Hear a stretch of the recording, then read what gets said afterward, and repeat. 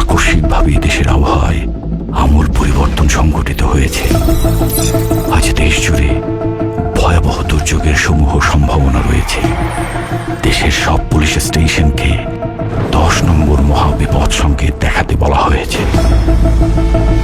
সমগ্র দেশের তাপমাত্রা এবং বাতাসের গতিবেগ আজ অস্বাভাবিক রকম ভয়ঙ্কর।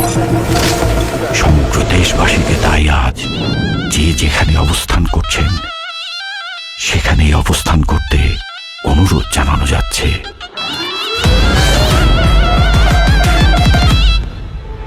When flying in the white, 'cause the man turned high.